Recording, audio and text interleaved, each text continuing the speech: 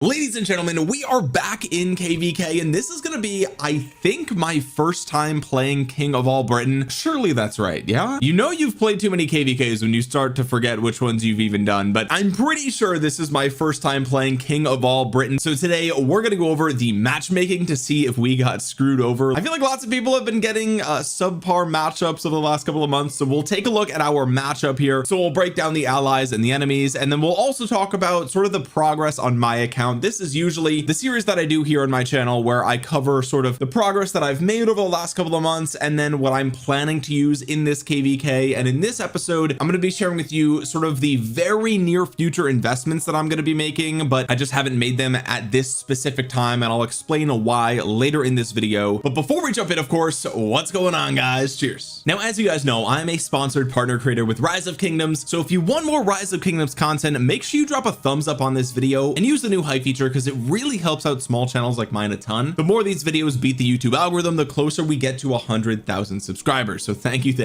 All right, folks, so we're actually already in the Lost Kingdom. We landed on the map at reset. It's been less than a day, and we'll take a look. We've got the crystal mine and the crystal research center at 25. Taking a look at the tech progress here, I did end up buying the pop-up bundles for this KvK. That's usually all that I get. I think sometimes I buy like $15 or $30 worth of the mountain warfare bundles. That's not every KvK though. It really just depends on the matchup and where my crystal tech actually is. If I feel I can get a lot out of those purchases, then I do it, but usually I don't. Okay, so here you can see really I just rushed my infantry stats, a little bit of archer stuff here just to get the march speed. We got call to arms 1, call to arms 2, we have cultural exchange, of course, cutting corners. Barbarian bounties is at 15, and we're working on Karaku reports right now. And then after that, we're just going all in on stats pretty much. I mean, we're just going to go as far as we can. I may actually get my 6th army pretty early in this KvK, and I'll explain that later in the video, but it really depends on a lot of different factors over the next couple of weeks. But that's where we're at so far. I grabbed the resourceful stratagem, so I'm going to be farming as much as I can before pass 4 to get as many crystals as I can. And then as far as the matchup goes here, as you can see, I am in Kingdom 1568. I have been here for years. Okay, so a lot of you probably already know that, but we are in the Northumbria region. I don't know if I pronounced that correctly, but we are allied with Mercia. Okay, so we've got 1337 in our camp. We also have ourselves 2988, 2346, and 2500, and our allies are 1169, 3025, 3111, 3778, and 2877. Now, as you guys know, and I mentioned this in pretty much all of my KvK videos, but I am not a part of kingdom leadership. I'm not a part of any of the diplomacy talks, so I was not there when they decided what the actual allies and enemies were going to be. It seems to be the case, at least from what I'm told, it seems like diplomacy went pretty quick. It seems like there was a pretty good consensus as to who we would be allies with, and it seems like everyone is on board for the maximum amount of fighting possible this KvK. I think that was part of the rationale as to why certain allies were picked over others. Of course, if we take a look at the power combination here, we do actually have a little bit more power. And then when it comes to kill points,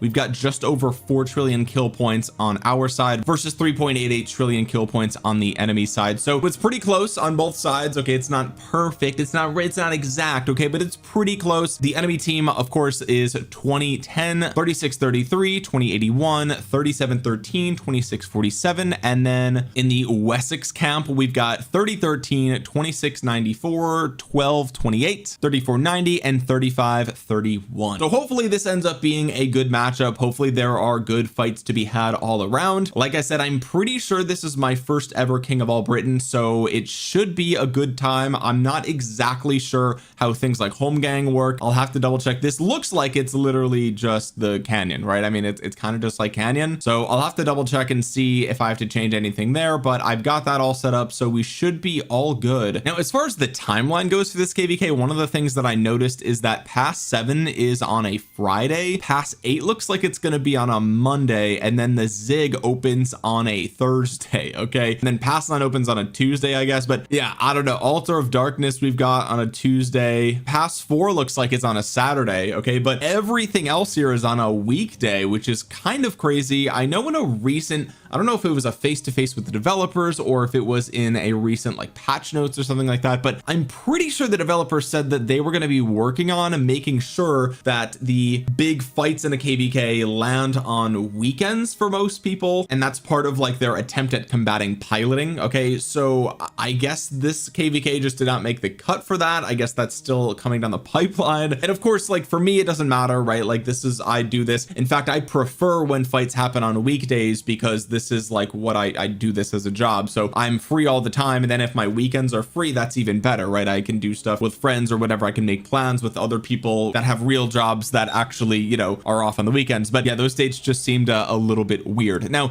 on top of that, I do believe this is going to be our first KvK with the anti-mass piloting system, because it says this pioneer experience applies to lost kingdoms that begin registration on May 25th. Okay, and this was sent on the 22nd, so I'm pretty sure this applies to our KvK. But if you guys don't know what this is basically them having real restrictions on mass piloting. So we're gonna actually see if this KvK, if it sort of moves the needle. How are the kingdoms in this KvK going to be influenced by that new anti-mass piloting feature, if it does actually apply here? And if it does apply, is that actually going to kick in? Like how severe is it? If you guys have experienced it already, you can let me know in the comment section below. But I'm pretty sure it'll be part of this KvK, so I'm excited to see how that actually works. Now with all of that out of the way, now that you know our matchup, the KvK, everything involved, let's talk about the commander pairs that I'm going to be using here. And really this hasn't changed that much since last KvK, but what I'm going to be potentially using later in the KvK will likely change, so stay tuned for that. The first thing we'll talk about, of course, is our 2 infantry lineup, and that's going to be Sun Tzu Prime with Liu Che, and then the second infantry lineup is going to be Bai Chi with William Wallace. Now I talked about this extensively in previous videos. The reason that I prefer to run 2 infantry in this way is because I do think that Liu Che has a lot of great synergy with our boy Sun Tzu Prime in terms of dealing more instances of smite damage here as a result of the combo attacks on Liu Che's expertise. And also this is my best equipment. Okay, and so if you do the Sun Tzu with William Wallace, the damage output is noticeably lower from my experience, and I don't want my best equipment on a subpar Sun Tzu, so that's why we went ahead and did that. On top of that, you know, the William Wallace with Liu Che is pretty suboptimal March in my experience as well, especially with William Wallace as the primary. I just don't like that at all, so that's why I have this the way it is. The Bai Chi primary, William Wallace secondary is solid. It's okay. It's obviously worse than the Sun Tzu Liu Che, but it is what it is. That's how we're running it. Now of course we do have Vercingetorix coming down the pipeline, and I know there's some talks about when he's landing. I predicted the 13th or 14th of July, and he might actually be coming a little bit later in July from what I'm hearing. We don't know exactly for sure. They haven't announced it yet, so who knows if his release is going to be part of any big fights for this KvK, if it's going to be even worth getting him, especially if he's Mightiest Governor. Then I might not even get my hands on him, right, if there's no event for it. So of course if I do get him and max him this KvK, I might try him behind Bai Chi, but more than likely I'll be using him with a cavalry commander. We'll talk about that in a second. Now actually, you know what, let's talk about cavalry right now. I'll save archers for last because we did just get Alp Arslan on the game, and that might change my archer lineups a little bit. But as far as cavalry go right now, at the time of recording this, I'm going to be running my Gengham Chan again with my Achilles. Now that I say that out loud though, I do actually think I'm going to switch it back to Achilles primary. In the first KvK that I used Achilles with Gengham Chan, I actually used Achilles primary, and comparing that to recent KvK performances, I actually find Achilles primary might perform slightly better just purely on technicality in terms of going in and out of combat, and sometimes your secondary might miss their active skill cast if you exit combat too long. And perfect as I try to be, that does actually happen. So yes, while it is better for the healing to have Gengham Chan as the primary, when it comes to, you know, just getting the optimal active skill order off, I think Achilles primary is better. If his active skill had like attack or something like that, then maybe that would change my mind a little bit more, but realistically I just really want to cast this active skill as much as possible, so I'm probably going to switch it back. We'll see how it does. If it's horrible, if it dies too quick, then I'll swap back the Gengham Chan as the primary. This is my current equipment on my Gengham Chan, so as you can see, this is my double combo commander lineup. So I do have the war drums here. I actually crafted this for, I think, Kingsland in my last KvK. It's the only war drums on the account, and if that's going to be anywhere, it should be on your double combo commander. Okay, that being said, I realized I did not share with you my equipment on my Bai Chi. So this is the equipment that we've got on the Bai Chi. It's a little bit worse than the equipment on my Sun Tzu, but it does does have the 4-piece set bonus, so it's a little bit faster, and also the greatest glory does not rely on RNG like my special talented ring of doom does. Okay, so that's kind of a nice little bonus there as well. We really like that. For my second cavalry lineup, I'm going to be doing Arthur with William, and this probably will change if we get our hands on Vercingetorix during this KvK. He may land too late. Honestly, it looks like, now that I'm looking back on the dates, it does look like he's probably going to land in the game too late. So I mean, there's a tiny chance we get him sooner, but it's probably not going to happen, unfortunately. Okay, so that means I'm pretty much forced to use the King Arthur with William. I do have Philip, but really I find the William to be a little bit better in terms of making the enemy Emperor Chins not benefit from that increase in skill damage. Really like that. Even though the damage factor here is low, it's more damage factor than we see on the active skill of Philip, which is non-existent. And yes, I will miss the 30% all damage bonus here and the instant proc with rage reduction, but at least outside of territory you do get 10% all damage, so it's not that bad. Plus he has more attack than Philip does, and we do have an instant proc here as well. It's just not AoE. But the main benefit here of the William is that he gives my nearby armies defense and rage, and the rage is really why I'm running the William. That's like the main thing here, giving extra rage to my Sun Tzu March, giving extra rage to my Emperor Chin March, which we'll talk about in a second, and giving extra rage to my Achilles March. That is kind of the best thing that my King Arthur can do on the battlefield, unfortunately, until he gets his own proper pairing, because Arthur himself is still insanely good. His kit is just absolutely stacked with everything you want from a god tier open field commander, but he just hasn't had a great pair unless you're only running one cavalry march, which I'm not. We should be getting new cav commanders by the end of the year, probably in September, October.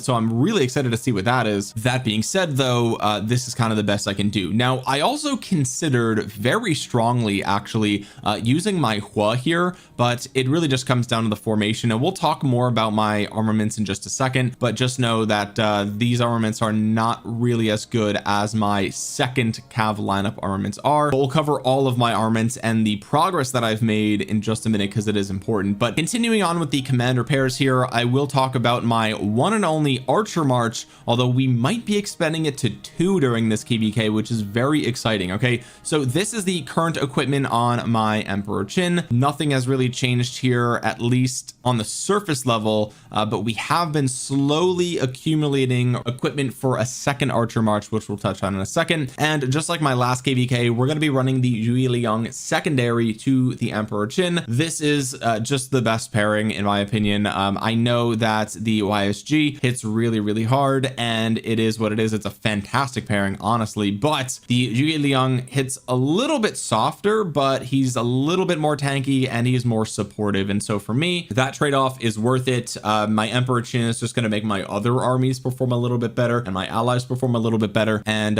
really I liked this pairing last KvK, and so I'm going to be doing it once again. But like I said before, I'm considering expanding to 6 armies during this KvK, and what that will mean for me is that I will be running a 2 archer lineup with my boy Alp Arslan. So right now he has 5210. I've got plenty of legendary commander sculptures, so I can max him basically the day of a pass opening if I need to, on a whim, effectively. But the reason that I haven't done that yet is because first of all, we should have at least one more Wheel of Fortune of him left in the next couple of weeks, and if I don't have my 6th army slot unlocked by then it doesn't make any sense to dump all the sculptures. I might as well spin that wheel, spin that last wheel, see how many sculptures we can get there. And on top of that, my equipment is not ready for the Alp Arslan, and what I mean by that is, if we take a look at my Trajan, we do actually have the Greaves of the Glorious Goddess with the special talent for archers. I got this on craft, which was very nice, really happy about that, but I don't really want to use these until I get at least tier 4 iconic, because really archers need as much march speed as they can get in the open field. But this was kind of the first piece of the puzzle. Until I get this to tier 4, I almost consider the archer set unusable. But the plan is that my 6th army is actually going to be Alp Arslan with my boy Hermit Prime. who has been on the bench for quite a while at this point. I'm excited to dust him off once again. I'm going to be testing this out if I can make it happen during this KvK. If it doesn't work out, then we're going to do the Alp Arslan with the Zhuge Liang, and then of course we will slap the YSG behind Emperor Qin, and that's currently my plan for a 2-2-2 lineup. Okay, the reason that we actually haven't made any more progress on the equipment is because the most recent alliance mobilization was pushed back, and I don't know when it's coming. The one from late May, they said will come sometime in June, so I don't know what that timeline looks like, but I've been saving my legendary crafting for the alliance mobilization event because I mean, why not? I don't need to craft it right now anyway, so I might as well wait, might as well get the value there, practice what I preach here on the channel. I always tell you guys to, you know, if you could double up on those things, it's very important. If you're going to craft anyway, you might as well get some value there. This is currently what I'm working with in terms of my materials, and we got some nice materials up here as well. Unfortunately, no more blueprints for the boots, so I don't know what events are coming down the pipeline, but hopefully I can get my hands on more of those. But basically, I think I have about 152 of legendary ebony if I did the math correctly, which means I should have enough materials to craft the helmet, the chest piece, the gloves, and the legs. I should be able to do all those. The weapon's gonna have to wait because eventually I want the KvK weapon, and I don't actually have the blueprint yet because I'm saving for the new 8% defense city skin. Should be able to get that this KvK, so unfortunately I'm gonna have to just use a trash tier weapon until I can get this. But all in all, that's going to be the play. So what we're going to do is we're going to take the leadership boots here on the Trajan, we're going to slap that on the Emperor Qin, so that way we have a 2-2-2 setup. Eventually it'll be the 2-2-2 when I get the KvK weapon, and then we'll move this weapon over to my second Archer March, and then that's going to be basically just a full Dragon's Breath set. Really, it's just going to be the 6-piece set, pretty straightforward stuff. That's been meta adjacent for a long time, and as a second Archer March, I think it'll be just fine. Okay, so now that I've gone over the 6 commander pairs that I plan on using at some point during this KvK, perhaps depending on when alliance mobilization comes around, when I can craft that equipment and all those other things. Okay, that's what I'm planning on doing. Let's quickly go over my formations here and all of my armaments. This is my best pincer formation. We have Airtight and Toppler with rattling as well for an extra 4% boost to smite damage. Decent stats here, not perfect, but nice all damage, so I'll take the lower health there. With the Baichi, we have another Toppler here, which is nice and very nice stats, very clean. No all damage, unfortunately. For my second infantry march, I think this is really good. For my best cavalry march, we've got, this is the Delta formation. We have Thrasher, we have Causative, Determined, and Relentless, and we've got some pretty nice stat distribution here. It's a little low on the attack side, unfortunately, but the bottleneck of my account, and is probably the case for many of you, is actually the transmutation crystals. Okay, I've got decent amounts of stones. I can do some conversions even if I needed to, but I don't have any more of those crystals. So yeah, and even if I did, I probably wouldn't use it on this. I've got better places to use them anyway. And then if we take a look at my second cavalry march, this is what we're looking at. So we've got another Thrasher here, we've got another Relentless, which is quite nice. No all damage here, but some decent stats all around. Okay, so I'm feeling pretty good about my 2 Delta here. They could be a little bit better, and in fact I do actually have, and I maybe I've talked about this in a previous video, but I do actually have 9 of these inscription shards, so I actually can, whenever I want, come in here and grab Steel Skin, or I can grab Maneuver at Ease if I wanted to. The thing is though, that these are so hard to get that I might literally just wait until the next new formation. So whenever we get Delta 2, that's probably when I'm gonna spend these, because again, it just takes so insanely long. Like, I've only ever gotten, I think, 1 redemption from this shop ever. Yeah, because I never got balanced, right? Which they should just take that out of here now, because there's just, I don't know why you would do that. And I guess for Emperor Qin maybe, but probably not, right? But either way, you know, I've only gotten Airtight from this thing, and yeah, I mean, now that we know that, you know, follow-up formations are just categorically objectively better in every single way, then I mean I might as well just save this, right? I don't, like, for me, Maneuver at Ease I feel like is not really going to move the needle. Steel Skin will be fine, but I feel like we're a couple of months away from a new Delta formation, and then I'm just gonna have to convert it, right? I'm gonna have to spend conversion stones. I'm better off just waiting, because like with maneuver at ease, right, they just added it to the shop immediately, so I won't have to wait at all. As soon as the next formation comes into the game, I can just grab it right away, which I think is probably the play here. I know it's kind of insane to be like hoarding this for so long, but I do think it's the right play. That being said though, there was a massive upgrade to my wedge formation in the last couple of days, and that comes in the form of horseback action. I actually got this from a travel chance. Yeah, I had, I think 7 out of 10 on my wish list, and I just got this from a travel, which was insane. It like blew my mind. I was like, wait, I was like, ain't no way, right? Like I usually do that, you know, I do my dailies in the morning typically, right when I wake up, and I was just like, wait, rubbing my eyes. I'm like, wait, there's no way, right? I posted about it over on my Discord, but yeah, getting horseback action is a big deal for my Emperor Chin. My other 2 special inscriptions combined are 14% boost to skill damage. Now I have another 12.5 on top of that, so immediately just a massive jump, a massive spike in DPS for my Emperor Chin, which is really, I mean, this is literally like built for Emperor Chin. He just wants raw damage, and that's what this is, so I'm super happy about that. I'm only missing maneuver IDs at this point, and I could get it if I wanted to, but I'm not going to do it. Okay, now that being said, the stats on this thing suck, and there's nothing I could do about it, right? Like I can't, I'm out of these, right? So this is, you know, I locked this just out of desperation as I was re-rolling it, because I was like, I don't even know like what I'm doing here. But yeah, that's kind of where we're at. Basically all my transmutation crystals are going to be going into this bad boy as soon as I get them, because I would like some more defense and maybe some all damage here if I can get it. I don't want to get too greedy, but yeah, all in all, like the stats here look really good regardless. I'm really happy about that. And then if we take a look at my second lineup here for archers, this is what we're looking at. So we've got boiling blood and focus fire. You'll see that these are actually all old armaments, so a little bit unfortunate there, but decent stats, a little bit of march speed as well, which is controversial. That wasn't really by choice, unfortunately, but honestly I don't hate it, especially for archers. And then a little bit of all damage, so it's not perfect. It's definitely like worse than all my other stuff, but you know, we are currently ramping up to use a 6th army, so I think we're in a decent spot just out of the box, and then maybe we will improve it over time. So that's kind of where we're at with all of the different armaments and inscriptions and all of that sort of stuff. Now if you guys want to know the talent builds that I run here on these commanders, this is what I'm running for my Sun Tzu Prime as the primary. As you guys know, I always come in here and grab all of the march speed. I think that's super important, a little bit more important in my mind than the hold the line acquisition, because this is a 10% chance when you're hit with a basic attack. I don't like those odds. I don't like those conditions. That's not in my favor, so I'd rather not grab that unless I absolutely have nothing better to grab. Same exact talent builds here pretty much over on the Bai Chi, although I grabbed the 2% defense over on the